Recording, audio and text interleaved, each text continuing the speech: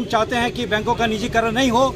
ये देश के हित में है कि बैंकों का निजीकरण नहीं हो, क्योंकि देश की जनता की गाढ़ी कमाई की जो पैसा है वो निजीकरण के हाथों से जाने से उसका कोई भी सिक्योरिटी नहीं है कि वो पैसा आपका सेफ है। अभी रिसेंट टाइम में आपने देखा होगा येस बैंक की हालत, लोगों का या कोऑपरेटिव बैंकों की हालत, निजी बैंकों के हालत के क्या हालात हुआ। इसलिए हम चाहते हैं कि ये सरकारी बैंकों का अपना जो स्वरूप है वो बना रहे, लोगों का विश्वास इसमें बना रहे।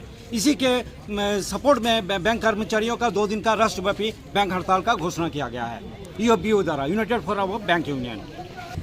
1969 में इंदिरा गांधी द्वारा बैंकों का राष्ट्रीयकरण एक बहुत सोची समझी विचार के तहत आया था कि ये बैंकिंग जहां की गरीब से गरीब, नीचे से नीचे के तबके तक बैंक पहुंचे। पहले बैंक अमीरों का था, लेकिन 1969 के बाद बैंक गरीबों तक गया, जन जन तक गया। और आज मोदी सरकार जो बैंकों को निजीकरण के हाथों में देने का कोशिश कर रही है, उसका यूएफबीयू भरपूर विरोध कर रहा है और उसके खिलाफ हम लोग 2 दिन का आंदोलन में हैं। और हमारा प्रधानमंत्री जी के एक वाक्य मैं आपको याद दिला देना चाहता हूं, क्योंकि उन्होंने कहा था कि जो चप्पल वाले होंगे वो हवाई जहाज चढ़ेंगे और जो गरीब होगा वो बैंक में आएगा। यही पीएसबी, यही बैंक, यही नेशनलाइज बैंक हर एक जीरो बैलेंस में जनधन खाता 43 करोड़ खुला, जिसमें 40 करोड़ पीएसबी और सरकारी बैंकों ने खोला। और वही पीएसबी को मोदी सरकार आज के डेट में प्राइवेटाइज करने के लिए लोकसभा और राज्यसभा में बिल ला रही है। इस बिल का पुरजोर विरोध करता है यूएफबीयू बहुत कोशिश किया सरकार से बात करने के लिए, सीएलसी से मीटिंग 4 बार हुआ, लेकिन सरकार एक कदम भी पीछे हटने को तैयार नहीं है। इसके विरोध में यूएफबीयू पूरे भारत में इसका विरोध प्रदर्शन कर रही है और 2 दिन के लिए संपूर्ण हड़ताल, बैंकिंग सेवा का संपूर्ण हड़ताल कर रही है, जो कि आज के डेट में आप देखेंगे कि पूरे भारत में हमारा विरोध प्रदर्शन चल रहा है। 10 लाख बैंकर रोड पर हैं। 10 लाख बैंकर की अपनी रोजी रोटी, अपना जॉब सिक्योरिटी प्राइवेटाइज के हाथ में जाने का डर और गरीबों तक सरकारी योजना को न पहुंचने का डर सता रहा है। ये बैंक कर्मी आज हर दिन गरीब से गरीब, गांव से गांव, कस्बा से कस्बा में अपना योगदान, सामाजिक योगदान, बैंकों का सरकारी निष्पादन कर रही है, लेकिन सरकार इसको सोचने के लिए एकदम तैयार नहीं है, जिसके विरोध में यूएफबीयू के बैनर तले पूरे देश में 2 दिन का हड़ताल जारी है। अगर सरकार पीछे नहीं हटेगी तो क्या हमारा आंदोलन चलते रहेगा, ये आंदोलन चलते रहेगा और हम लड़के जीते हैं, लड़के जीतेंगे। सरकार कह रही है कि हम 1 इंच भी पीछे नहीं हटेंगे, तो क्या करेंगे? सरकार को देखिए, सरकार ये जो है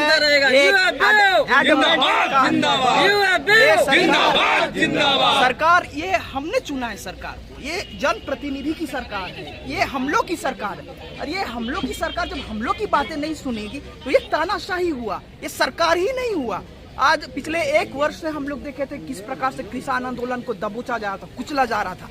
500 सैकड़ों लोग मारे गए, उन लोग की जिंदगी तबाह हो गई, आजीविका नष्ट हो गई। और आज अंत में जाके वो वही किसान आंदोलन, वही किसान जो डटे रहे अपने पे, आज उन्हें वापस लेना पड़ा। इसी प्रकार इसकी जो सूत्रधार है हमारे किसान भाई है। आज हम बैंक कर्मी एक जगह एकत्रित है, इकट्ठा है, अपने हाथों जो हमारे ऊपर जो अत्याचार होने वाला है, जो किया जा रहा है, उसको वापस करने के लिए। और हम ये डटे रहेंगे। ये महज एक शुरुआत है, ये एक स्टार्टिंग है, और जब तक हमारी मांगे नहीं मांगी हम डटे रहेंगे। आज 2 दिन का स्ट्राइक शुरू हुआ है, कल हफ्ते भर का होगा, कल 1 साल का होगा, और ये अनिश्चितकालीन तक चल जाएगा। क्योंकि हमारी ये जो बैंक है, ये सिर्फ हमारी नौकरी की बात नहीं है, ये पूरे देशवासियों की बात है। वो सब आते हैं, ये चप्पल से पहन के आके जीरो बैलेंस में खाता खुलवाने, ये सब की बात की जा रही है। किस प्रकार से कॉर्पोरेट्स को सौंपा जाए, किस प्रकार से बड़ा लोन किया जाए। ये वही कॉर्पोरेट्स हैं जिनके पास बैंकों का एनपीए देने के पास पैसे नहीं है, लेकिन बैंकों को खरीदने के वो करना चाह रहे, वो युवाओं की नौकरियों को बर्बाद करना चाह रहे, वो अंधकार में डालना चाह रहे।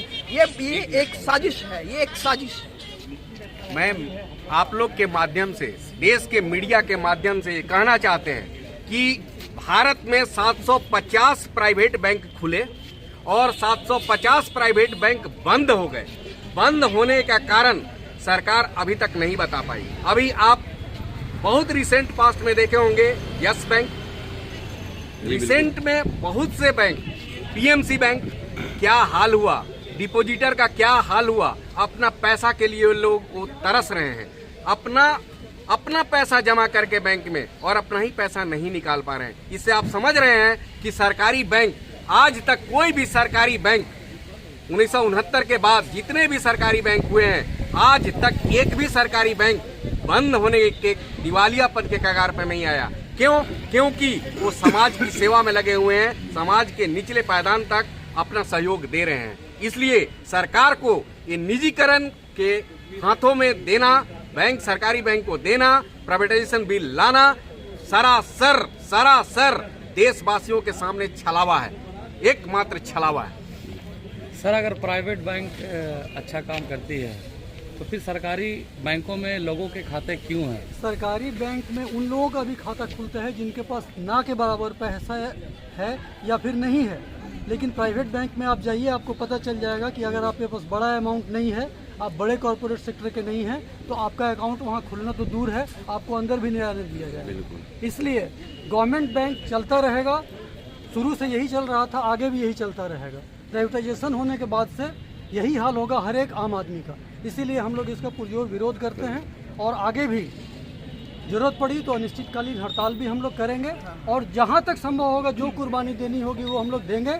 और जिस तरह किसान बिल को वापस लिया गया है, इस तरह प्राइवेटाइजेशन का बिल बैंक के प्रति जो है ये भी वापस लेना ही पड़ेगा गवर्नमेंट। देखिए, प्राइवेटाइजेशन बैंकों का ये कोई नई जो बातचीत नहीं है। जब सन 1947 में जब देश आज़ाद हुआ था तो उस समय करीब 2000 प्राइवेट बैंकों का उन्होंने वो किया था। बट 1955 आते आते सारे बैंक दिवालिया हो गए, सब कुछ वो बना नहीं पाए। तो सरकारी बैंक एक अलग है, उसका सारी सरकारी योजनाएं इम्प्लीमेंट करती है, सब कुछ को लेके चलती है। बट प्राइवेट बैंक का एक ही मकसद है, मुनाफा, प्रॉफिट्स, किस प्रकार से प्रॉफिट्स अर्जित किया जाए, वो आम आदमी की नहीं सोचती है। और सरकारी बैंक सबको लेके चलती है। इसलिए सरकारी बैंक का अस्तित्व रहना चाहिए सबके अच्छे के लिए, सिर्फ बैंक कर्मी के लिए नहीं, पूरे देश के लिए। आपका नाम सर? मेरा नाम रवि देवचंद्रा, यूको बैंक मेन शाखा। Thank you.